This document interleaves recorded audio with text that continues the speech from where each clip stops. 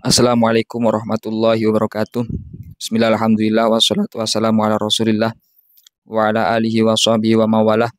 La haula wa la quwata illa billah, amma ba'dah. Langsung saja ya. Beberapa waktu yang lalu kami melihat di channel YouTube-nya Pak Fuad Pleret. Di situ ada salah seorang kiai. Langsung saja saya sebutkan Pak Kiai Haji Muharrar Hudori. Kalau nggak salah itu dari Demak. Di YouTube tersebut, Pak Kiai itu mengatakan bahwa Habib Ali Al-Habsyi itu sesat. Khususnya dalam kitab Maulid Simtud-Duror yang dikomentari oleh Pak Kiai tersebut. Di sana Pak Kiai tersebut membahas tentang pembelahan dada Rasulullah Shallallahu Alaihi Wasallam. Katanya yang dikeluarkan oleh malaikat itu adalah mahalus syaiton. Katanya itu mahalus syaiton. Dan Pak Kiai tersebut menyalahkan kalimat yang ada di dalam kitab Simtud-Duror yang berbunyi wama akhrojal malak wama akhrojal amlaku min qalbihi adzan walakinnahum zaduhu tuhron ala tuhrin. Ini kalimat yang disalahkan oleh Pak Kiai tersebut. Katanya yang disampaikan oleh Al-Habib Ali Al-Habsyi itu tidak sesuai dengan keterangan-keterangan kitab hadis maupun kitab-kitab yang lainnya. Itu tidak sesuai, katanya seperti itu katanya. Tapi ini sebelum saya melanjutkan, saya hanya ingin mengatakan pendapat kami berdasarkan beberapa keterangan yang kami baca, khususnya yang kami baca dalam kitab Muhammad Al-Insanul Kamil karya Said Muhammad bin Alawi Al-Maliki ini ya. Kitab Muhammad Al-Insanul Kamil. Di sini juga ada yang membahas tentang hikmah dan faidah dari pembedahan dada Rasulullah Shallallahu Alaihi Wasallam. Sebenarnya tidak perlu berpikir dengan cukup keras ya untuk membantah tuduhan sesat tersebut. Satu saja, karena pendapat yang dikatakan atau kalimat yang dikatakan oleh Al-Habib Ali Al-Habsyi di dalam Simtud-Duror itu juga dinukil di dalam kitab yang dikarang oleh Said Muhammad bin Alawi Al-Maliki.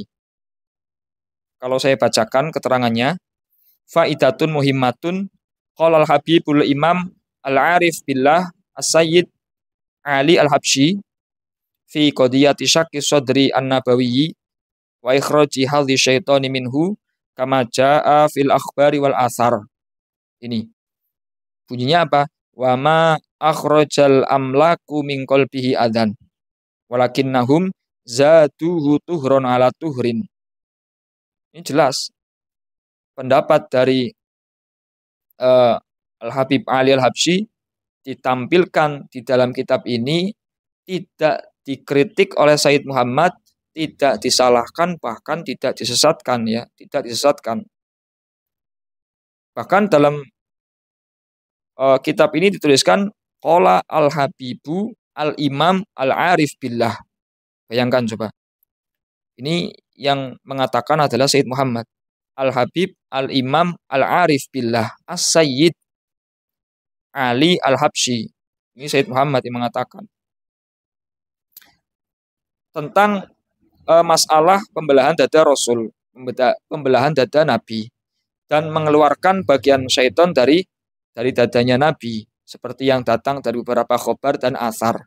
Terus dilanjutkan dengan bait yang tadi saya bacakan. Bayangkan kalau semisal yang dikatakan oleh Al-Habib Ali Al-Habsyi itu sesat, tentu Said Muhammad tidak akan memasukkan di dalam kitab ini tanpa komentar sama sekali. Bahkan kalau yang saya lihat ini, beliau tidak mengingkarinya ya, tidak mengingkarinya. Kalau yang dikatakan di dalam video tersebut, beliau Pak Kiai itu mengatakan mahalus syaiton yang dikeluarkan dari dada Nabi. Ini saya juga nggak tahu Pak Kiai ini sebenarnya paham atau tidak. Coba saya jelaskan sedikit ya. Di dalam kitab Muhammad Al-Insanul Kamil di sini tentang pembelahan dada Nabi, di sana dijelaskan ketika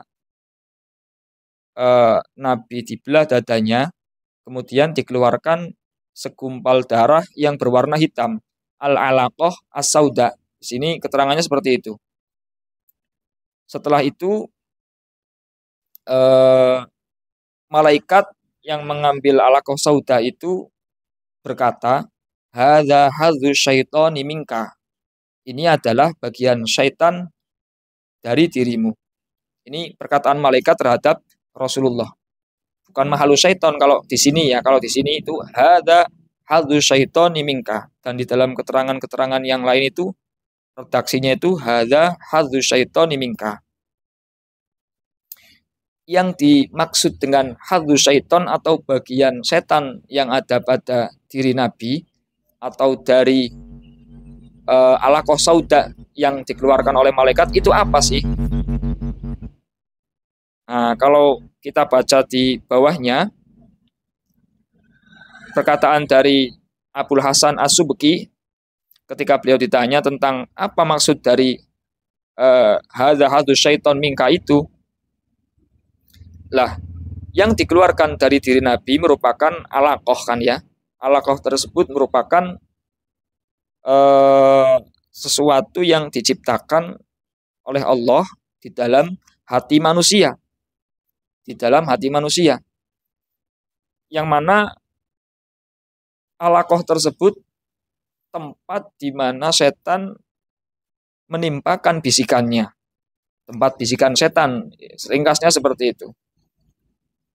Nah, kemudian ketika alaqah tersebut diambil dari Rasulullah, ini masih dalam perkataan Abul Hasan As-Subki, maka falam yabqa fihi makanun li ayyul qiya asyaiton fihi syai'an, maka setan sudah tidak memiliki tempat lagi untuk melemparkan bisikannya, untuk melakukan bisikan di dalam pada diri Rasulullah SAW, karena sudah dicabut ya, sudah dikeluarkan. Nah, kemudian yang selanjutnya, alaqah sauda itu merupakan bagian tubuh, organ tubuh bawaan manusia seperti pada umumnya manusia. Karena Rasulullah diciptakan sebagai manusia, maka sebagaimana umumnya manusia, beliau pun memiliki alaqah sauda itu. Memiliki alaqah sauda. Bahkan adanya alaqah sauda itu merupakan sebagai bentuk kesempurnaan, kesempurnaan bentuk fisik manusia Rasulullah, ya kan? Harus ada pada diri Rasulullah itu. Nah, kemudian ini yang dikemukakan oleh Abul Hasan As-Subki tentang hadzu syaiton yang dimaksud oleh malaikat itu. Yang pertama, ini langsung saja ke, kalau tadi kan tentang hadzu syaiton dari Habib Ali Al-Habsyi kan sudah. Sekarang kalau dari Said Muhammad sendiri, maksud dari hadzu syaiton, hadza hadzu syaiton minka itu apa? Kalau yang saya simpulkan dari Said Muhammad, maksud dari hadzu syaiton minka adalah hati Rasulullah itu merupakan dipenuhi rahmat ya. Hatinya Rasulullah itu dipenuhi dengan rahmat. Bahkan hatinya Rasulullah itu merupakan sumber daripada rahmat itu sendiri. Seperti yang didhawuhkan oleh Allah Ta'ala, wa ma arsalnaka illa rahmatal lil alamin. Nah, rahmat ini mencakup semuanya. Rahmat yang ada pada diri Rasulullah itu mencakup semuanya ya. Bisa mencakup semuanya. Akan tetapi Allah Subhanahu wa taala mengeluarkan setan, bala tentaranya, terus orang-orang yang ditakdirkan celaka dikeluarkan dari bagian rahmatnya Rasulullah. Nah, ini kalau Sayyid Muhammad itu maksud dari hadus syaiton itu setan dikeluarkan dari bagian rahmatnya Rasulullah. Yang mana sumbernya rahmat Rasulullah itu berada di dalam hati beliau. Maka kalau sudah dikeluarkan, para setan dan bala tentaranya tidak mendapatkan rahmat dari Rasulullah. Nah, ini makna daripada hadus syaiton dari diri Rasulullah. Kemudian yang selanjutnya, perkataan Al-Habib Ali Al-Habsyi yang dikatakan sesat tadi, wa ma akhrajal amlak min qalbihi adzan, malaikat tidak mengeluarkan kotoran dari hati Rasulullah, akan tetapi menambahkan kesucian atas kesucian. Ya sudah jelas tentu ya, sudah barang tentu hatinya Rasulullah itu suci ya, yang dikeluarkan itu bukan merupakan kotoran, karena hati Rasulullah itu suci. Buktinya apa? Satu, yang digunakan untuk membasuh hati Rasulullah itu adalah salah satunya yang digunakan untuk membasuh ya, itu merupakan air zam-zam. Air zam-zam yang dibasuh itu menggunakan air zam-zam basuhannya. Menurut Ibu Abi Jamroh, tidak menggunakan air surga, tapi menggunakan air zam-zam, yang mana air zam-zam itu sudah termasuk air surga ya. Sudah termasuk dari air surga. Namun air zam-zam itu mentap di bumi. Lah, yang dipilih air zam-zam itu supaya apa? Supaya ada berkahnya Rasulullah di bumi. Karena air tersebut tadi sudah digunakan untuk membasuh anggota tubuh daripada Rasulullah yang suci. Akhirnya ketularan berkah daripada Rasulullah. Ini kalau yang dibasuh itu adalah kotoran, maka bagaimana bisa gitu ya, akan memberikan keberkahan. Terus yang selanjutnya, yang kedua, banyak sekali ulama-ulama, tentunya yang kami temukan itu di kitab-kitab fikih ya, yang mengatakan bahwa darahnya Rasulullah, terus air kencingnya Rasulullah itu dihukumi suci. Bayangkan, darah, air kencing itu saja suci daripada Rasulullah itulah ya. Apalagi hati yang berkaitan dengan pandangan Allah terhadap hambanya, khususnya kepada Rasulullah itu mengarah ke hati. Masa iya sekelas Rasulullah itu ada kotorannya, apalagi di dalam hati. Ya, ini menurut yang kami fahami ya. Menurut yang kami fahami. Belum lagi beberapa perkataan ulama yang lainnya. Jadi jangan sampai ketika kita berbeda pendapat, kemudian mengatakan pendapat yang lain itu sesat. Pendapat yang lain itu salah. Belum tentu ya, belum tentu. Bisa jadi apa yang kita sampaikan, apa yang kita simpulkan itu terlalu cepat dalam menyimpulkan. Bisa jadi kita terlalu gegabah dalam menyimpulkan, dalam memvonis, tanpa mempelajari secara utuh bagaimana maksud dari pendapat itu, maupun pendapat-pendapat dari ulama yang lain. Namun, di sisi lain, saya pastikan apa yang dituduhkan oleh Pak Kiai siapa tadi Muharrar itu salah ya, tentang kesesatan Habib Ali Al-Habsyi itu saya pastikan itu salah. Berdasarkan apa? sudah kita pakai pendapat yang pertama saja yang tadi saya katakan. Kalau memang pendapatnya Habib Ali Al-Habsyi adalah sesat, tidak mungkin dicantumkan di dalam kitab Muhammad Al-Insanul Kamil karangan Sayyid Muhammad bin Alawi Al-Maliki. Itu saja. Apalagi Sayyid Muhammad sampai mengatakan Al-Habib Ali itu Al-Habib Al-Imam Al-Arif Billah. Sayyid ya, ditambah Sayyid ya. Habib Ali Al-Habsyi itu Sayyid ya Habib gitu.